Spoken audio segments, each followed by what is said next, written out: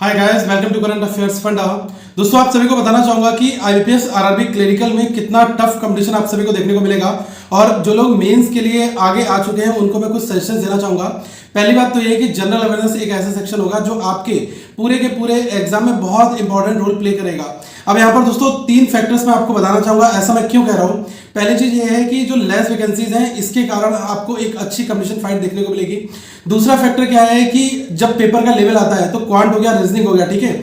इसमें ऑलमोस्ट अगर हम एक कंपैरिजन करें कि कौन कौन से लोग किस किस तरीके से पेपर को अटेम्प्ट करते हैं तो ऑलमोस्ट आप इतना मानकर चलें कि इसमें जितने क्वेश्चन आप करके आ रहे हो उतना ही आपके ओपोनेंट भी कर आएगा, ठीक है। अब यहाँ पर जो तीसरा फैक्टर होगा वो होगा आपका जनरल अवेयरनेस का। अगर आप यहाँ पर लीड लेते हो तो दोस्तों आपका फाइनल सिलेक्शन एग्जाम में हो जाता है। अब मैं आपको कुछ लास्ट ईयर के ट्रेंड बताना चाहूंगा और कितना करंट अफेयर्स आपको पढ़ना है। पहले आपके लिए सवाल आ रहा होगा कि आईबीपीएस आरआरबी क्लरिकल में हम मैक्सिमम कितना प्रीवियस स्कोर हो चुका है या फिर हम कितना स्कोर इसमें कर सकते हैं। देखो 40 क्वेश्चन आते हैं। एक अगर हम आइडियल और गुड स्कोर की बात करेंगे तो लगभग 32 या 33 नंबर आप लेकर आ रहे हो तो ये काफी अच्छा स्कोर माना जाता है। और ये दोस्तों पॉसिबल है। मैं आपको ये नहीं कहूंगा कि आप 39 ले आओ, 40 ले आओ, 40 आउट ऑफ 40, ऐसी बात नहीं करूंगा, लेकिन हाँ मैक्सिमम स्कोर आप इसमें ला सकते हो जो कि आपका लेस देन 35 होगा और 32 से ऊपर होगा। तो 32, 33, 34 या फिर 35, 35 इसके आसपास में अगर आप करंट अफेयर्स जनरल अवेयरनेस वाले सेक्शन में लेकर आ रहे हो तो आप दोस्तों पेपर में काफी अच्छी लीड करोगे और आपके सिलेक्शन होने के चांस अच्छे बन जाएंगे। अब देखो यहाँ पर मैं आपको क्यों ये चीज कह रहा हूँ कि क्वांट और रीजनिंग का मैंने क्यों आपको यहाँ पर कंपैरिजन किया। सिंपल सी बात है दोस्तों, यहाँ पर मेंस के लिए जो भी लोग सेलेक्ट हुए ऑब्वियसली उन्होंने बहुत टफ फाइट की होगी और अब वो अगर यहाँ पर आए तो अपने अच्छे मार्क्स कर आए होंगे। और ऑब्वियसली प्रीलिम्स में क्या था, केवल 2 सेक्शन थे, एक आपका क्वांट था, एक रीजनिंग था। तो ऑब्वियसली जो लोग फुल मार्क्स लेकर आए होंगे या फिर हम ये कह सकते हैं कि ओवर 95-97% मार्क्स जो लेकर आए होंगे प्रीलिम्स में, वो लोग दोस्तों आगे मेंस के लिए आए हुए हैं तो उनका क्वांट रीजनिंग तो ऑलमोस्ट अच्छा होगा। तो आप उनको असली फाइट में कैसे हरा सकते हो? आप उनको हरा सकते हो करंट अफेयर्स में। जो लोग इन सारी चीजों को सीरियसली समझ रहे होंगे पहले पेन और पेपर ले लो, क्योंकि मैं आपको बैकग्राउंड की चीजें भी बताता जाऊंगा और आपके पूरे पेपर से रिलेटेड आपको चीजें बताऊंगा ताकि अगर आप कहीं लास्ट एग्जाम हो या फिर आपने और एग्जाम क्वालिफाई ना हो पाए तो आप इसमें जो 1 महीना बचा है इसमें आप कैसे अपने आप को और भी ज्यादा स्ट्रांग बना सकते हो। देखो सबसे पहले आप ये देखो कि 40 क्वेश्चन आपके जनरल अवेयरनेस के होंगे, ठीक है। हम अदर सेक्शंस को छोड़कर अगर हम जनरल अवेयरनेस और करंट अफेयर्स की बात करें तो लगभग आप ये मान के चलिए कि मुझे रिसेंट में 4 महीनों का बहुत अच्छी तरीके से पढ़कर जाना है। इसमें आपको ये ध्यान रखना है कि आपका जब exam end of the Feb में है तो हमें पूरा फरवरी तो कवर करना ही है, ठीक है। फरवरी कवर कैसे करना है, मैं आपको वीकली सीए लेकर आऊंगा करंट अफेयर्स के, जिसमें लगभग 100 क्वेश्चंस होंगे और अगर आप उनको कर लोगे और कोशिश करूंगा कि आपको पीडीएफ भी प्रोवाइड करा दूं, क्योंकि पिछले टाइम पर हम पीडीएफ नहीं दे पाए, लेकिन अब जो करंट अफेयर्स जनवरी से बना रहे हैं इसकी हम करंट अफेयर्स की पीडीएफ आपको दे पाएंगे। तो जैसा मैं आपको बोल रहा हूं कि आपका एग्जाम अब फेब के एंड में है तो फरवरी का आपको पढ़ना पड़ेगा। जनवरी का पूरा मंथली कंपाइलेशन ये हम 31 को अपलोड कर देंगे या फिर 1 फरवरी को, तो आप वहां से देख लेंगे पूरे 500 क्वेश्चंस, ठीक है। लेकिन अभी आपको क्या काम करना है, मैं आपको प्लेलिस्ट सारे लिंक दे रहा हूं नीचे वीडियो सेक्शन में। एक आपको काम करना है कि प्रैक्टिस मॉक का एक फ्री मॉक टेस्ट है वो देना है। उसके जो जनरल अवेयरनेस के 40 क्वेश्चन है वो आपको देखने हैं कि उसमें क्या चीजें उन्होंने रखी हैं, कितने क्वेश्चन आपके बन रहे हैं, इर्द गिर्द में न्यूज वगैरह क्या आ रही है, ठीक है। और दिसंबर का उससे पहले आप जाओगे नवंबर, अक्टूबर, नवंबर, दिसंबर, ये 3 महीने आपको करने हैं, प्लस ये जनवरी करना है तो 4 महीने आपके हो जाएंगे, प्लस आप फेब करके जाओगे तो नियर अबाउट आप वहां पर अच्छी खासी जो करंट अफेयर्स के न्यूज है इनको दोस्तों कवर कर पाएंगे। अब काफी लोग कहेंगे कि 4-4 घंटे की वीडियो देखना पॉसिबल नहीं है।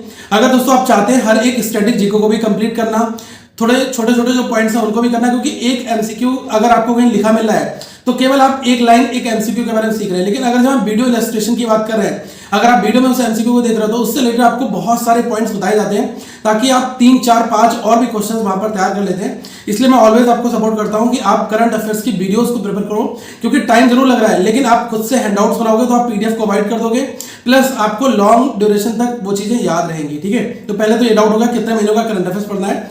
थोड़ा सा अगर मैं प्रीवियस ट्रेंड आपको बताऊं तो मिनिस्ट्रीज के पोर्टफोलियो थे वो आपके पूछे गए थे। मैं एक वीडियो अभी हमने रिसेंट में अपलोड किया था जिसमें हर एक स्टेट के गवर्नर और हर एक स्टेट के सीएम वो हमने बताए हैं।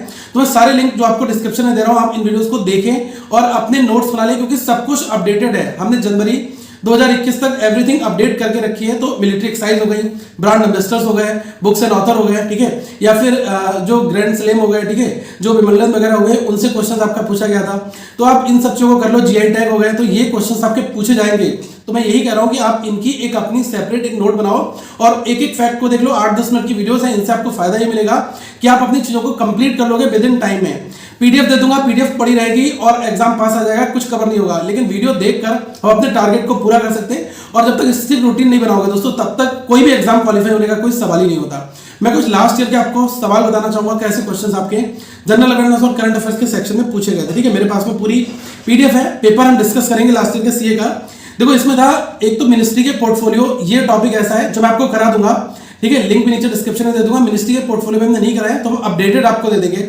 जो सेंट्रल मिनिस्ट्रीज है, मतलब कि जो सेंट्रल काउंसिल ऑफ मिनिस्टर्स हैं, उनके आपके सवाल पूछेंगे, स्टेट के नहीं पूछेंगे। ठीक है, किसी स्टेट के जो है होम मिनिस्टर हो गए या फिर एजुकेशन मिनिस्टर है, वो नहीं पूछाएगा, लेकिन आपसे सेंट्रल की चीजें पूछी जाएंगी। ठीक है, अब जैसे एक सवाल ग्रैंड स्लैम से था लास्ट ईयर, तो आपको इस बार का करके जाना है 2020 का क्या है, पूरी प्लेलिस्ट मैंने नीचे दे रखी है, ध्यान से आप चीजों को समझना। इंपॉर्टेंट कमिटीज जो बैंकिंग और आपकी नाबार्ड की या फिर रूरल में आरबीआई वगैरह की कमिटीज बनाई गई हैं, ठीक है, तो उनसे दोस्तों आपके सवाल पूछे आते हैं। अगर हम रूरल इंफ्रा को डेवलपमेंट करने के लिए गवर्नमेंट कोई कमेटी कॉन्स्टिट्यूट कर रहा है, तो वहां से आपके सवाल पूछे जाएंगे। इंपॉर्टेंट कमिटीज की जो वीडियो है वो चैनल पर अपलोड अभी हो जाएगी 1-2 दिनों में, तो आप उसको देख लेंगे। उसमें पूरे 1 साल तक की जो भी कमिटीज होगी उन सबको हम डिस्कस कर लेंगे। आप देख सकते हैं कि अलग अलग ऑर्गेनाइजेशन है जिनके चेयरमैन आपको पढ़ने पड़ेंगे, ठीक है, तो वो आपसे पूछाएंगे। जो बैंकिंग ऑर्गेनाइजेशन है, इनके एमडीसीओज हैं, ये आपसे एग्जाम में पूछे जा सकते हैं। और कुछ चीजें आपको आरआरबी से रिलेटेड टच में याद रखनी है, ठीक है, वो चीजें मैं आपको करा दूंगा। इंपॉर्टेंट 50 क्वेश्चंस जो कि केवल आपके आरआरबी रीजनल रूरल बैंक के अराउंड में होंगे, तो वो क्वेश्चन मैं आपको एक सेपरेट करा दूंगा। लास्ट ईयर में हमने देखा था कि इंपॉर्टेंट डेज और इनकी थीम ऐसे क्वेश्चंस भी थे। तो जो आपका करंट का कॉन्टेक्स्ट है, ये आपको दोस्तों समझना पड़ेगा। और इंपॉर्टेंट फेस्टिवल्स हो गए, ये आपसे पूछे गए थे लास्ट ईयर, ठीक है, स्पोर्ट्स हो गया, कहीं पर कोई समिट हुई है उसका आयोजन हुआ, तो ये सारी चीजें आपके करंट अफेयर्स में आती हैं।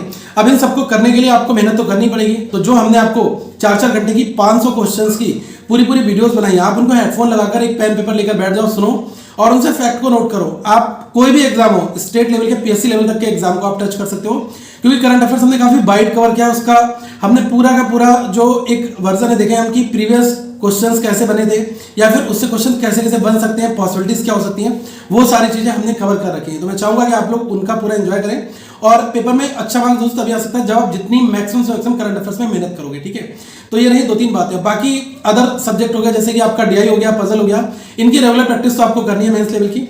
आप क्या करें कि प्रैक्टिस मॉक के जो मॉक टेस्ट हैं इनको सबमिट करके आप कर ले प्रैक्टिस, जो प्रीवियस हो, जैसे कि पीओ लेवल के हो गए, आपके आईबीपीएस क्लरिकल का मेंस हो गया, उसका हो गया। ठीक है, तो ऐसे जो सेट पूरे दिए गए इनको आप पूरा सॉल्व करें और आरआरबी की भी प्रैक्टिस आपको करनी है एज यूजुअल।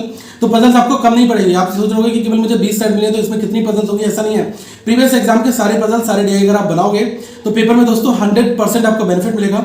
और विदाउट मॉक टेस्ट आज के टाइम पे एग्जाम क्वालिफाई करना ये ऑब्वियसली काफी टफ हो चुका है और इस चीज को आपको समझना पड़ेगा। ठीक है, तो आगे हम फिर मिलेंगे। So thank you so much जिन लोगों ने इस वीडियो को पूरा एंड तक सुना, तो एक लाइक जरूर करके जाना। और अगर आपका भी कोई सवाल छूट गया हो जो मैं कवर नहीं कर पाया हूं, वो आप नीचे वीडियो में पूछ लेना ताकि मैं उसको आगे डिस्कस कर लूं। So thank you, have a good day to all of you once again.